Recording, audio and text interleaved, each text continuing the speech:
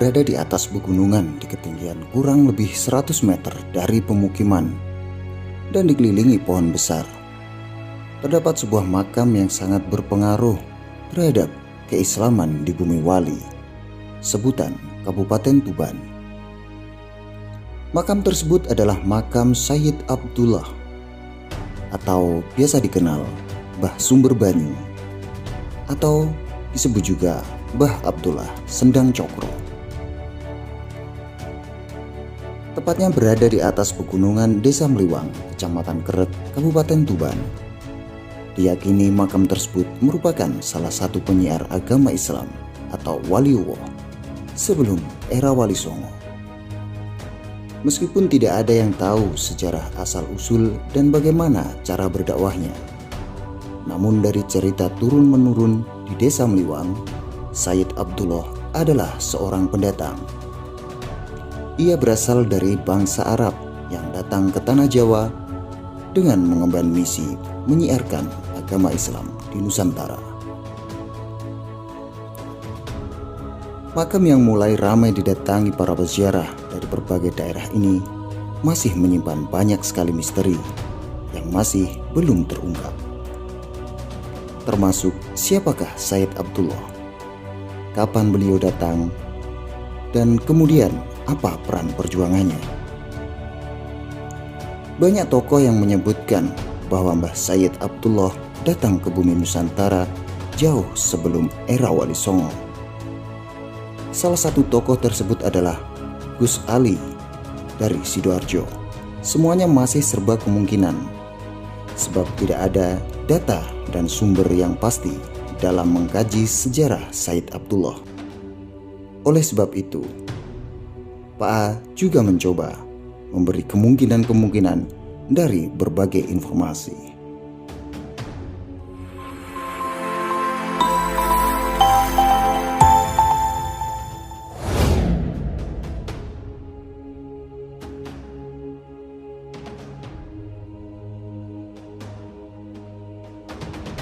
Ada tulisan yang mengatakan bahwa Sayyid Abdullah Meliwang adalah anak dari Amir Abdullah Malik.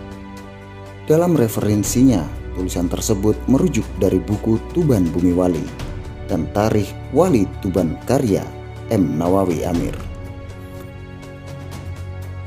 Abdullah Malik adalah penyiar Islam di India yang menikah dengan salah seorang bangsawan dan kemudian diberi gelar Az-Zamad Khan. Dari sumber lain pula bahwa Amir Abdullah Malik mempunyai anak yang bernama Abdullah dan menjadi menteri di kerajaan Narasaba di India yang bertugas sebagai delegasi penyebaran Islam di negeri-negeri timur, baik di Cina dan wilayah Asia Tenggara. Dalam masuknya Islam ke Indonesia masih banyak sekali pertentangan. Ada 3 teori dalam masuknya Islam ke Indonesia. Di antaranya adalah teori Gujarat, teori Arab, dan teori Persia. Dengan waktu yang berbeda pula. Ada yang menyebut masuknya Islam pada abad ke-7. Ada pula yang menyebutkan pada abad ke-13. Indonesia memang negara terbuka. Sudah semenjak dahulu menjalin hubungan dagang yang baik dengan Cina, India, juga Arab, dengan bukti bahwa Sumatera sudah ada pemukiman Arab yang beragama Islam. Dan menurut versi Buya Hamka, tidak hanya Sumatera, di Tuban juga ada pelabuhan besar yang menjadi tempat jujukan para saudagar. Pelabuhan Tuban sudah ada sejak masa kerajaan Airlangga, yakni sekitar tahun 1019 hingga 1041 Masehi. Kemungkinan besar pada abad ke-7 para saudagar muslim juga banyak yang singgah di Tuban. Kita kembali ke makam Sayyid Abdullah.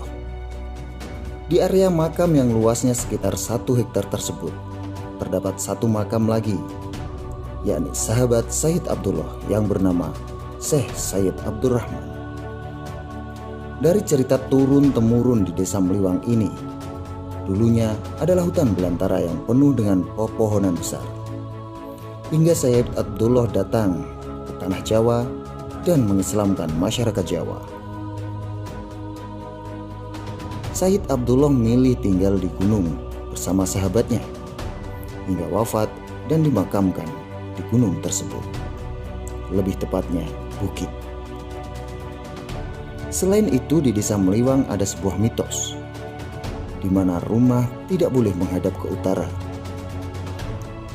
Kemungkinan itu dulu ada kaitannya dengan keberadaan makam Sayyid Abdullah.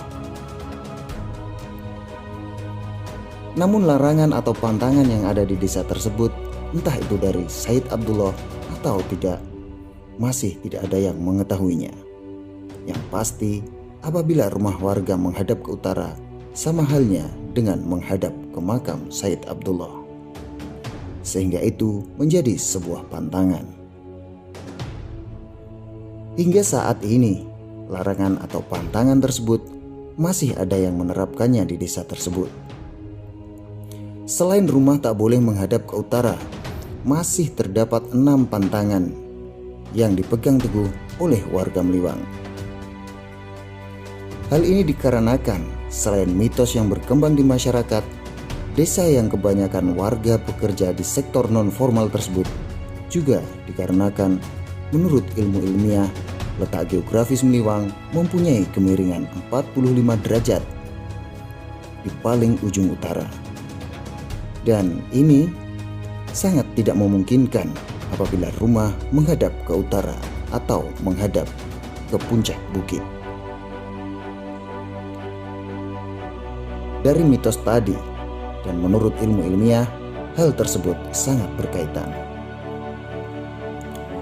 Adapun mitos lain di Desa Meliwang, diantaranya adalah tidak boleh memelihara atau menyembelih kambing atau domba, atau orang sekitar menyebutnya wedus gibas. Kemudian tidak boleh memakai ikat kepala berwarna merah. Yang keempat, tidak boleh memakai korset berwarna biru kepada wanita yang sehabis melahirkan. Kelima, dilarang atau tidak boleh memakai cangkul buatan pabrik. Keenam, tidak boleh menikah dengan tetangga desa, yakni Desa Kasiman. Dan yang ketujuh, tidak boleh membangun rumah semuanya secara permanen. Jadi harus ada bagian rumah yang dibangun semi permanen. Sampai saat ini, makam Sayyid Abdullah setiap Rabu malam Kamis Pahing tidak pernah sepi dari peziarah, karena malam tersebut merupakan malam haul dari makam Sayyid Abdullah.